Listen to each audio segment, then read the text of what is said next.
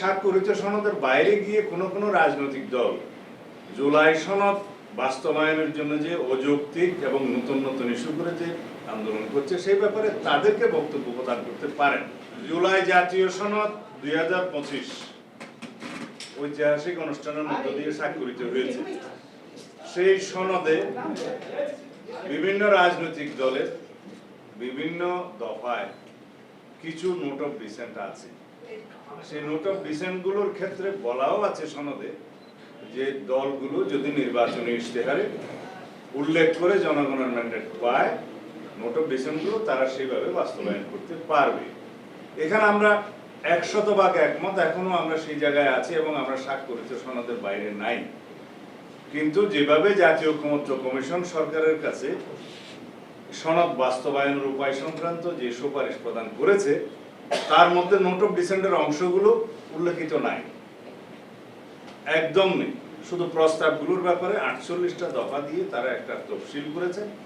সেই তফসিলের প্রস্তাবগুলো সম্পর্কে গণভোটের প্রস্তাব করেছে।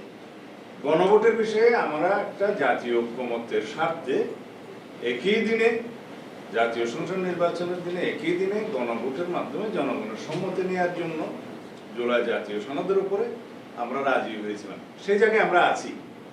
এখন এই স্বাক্ষরিত সনদের বাইরে গিয়ে কোনো রাজনৈতিক দল জুলাই সনদ বাস্তবায়নের জন্য যে অযৌক্তিক এবং নতুন নতুন ইস্যু করে যে আন্দোলন করছে সেই ব্যাপারে তাদেরকে বক্তব্য প্রদান করতে পারেন।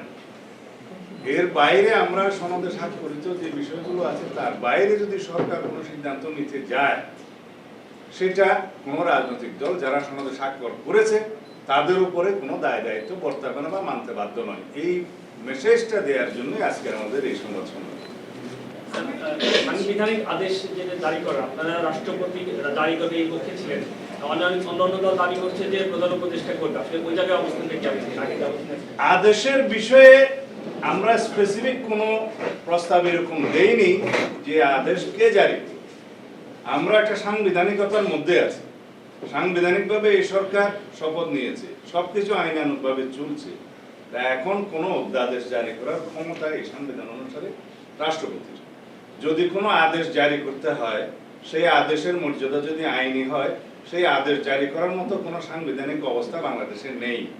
কারণ প্রেসিডেন্ট অর্ডারটা জারি করার একটা বিধান এক সময় ছিল, যতদিন পর্যন্ত বাংলাদেশের সংবিধান গৃহীত হয়নি।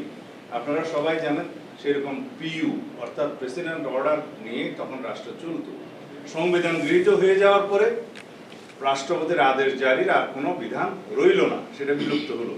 এখন কি রকম আদেশ দিবে, সেই আদেশের মর্যাদা কি আইনি মর্যাদা হবে, সেটা এখনো সরকার নির্ধারণ করেনি। একমাত্র অধ্যাদেশ প্রণয়ন করা ছাড়া রাষ্ট্রপতির অন্য কোনোভাবে আইন প্রণয়ন করার ক্ষমতা এখন নেই।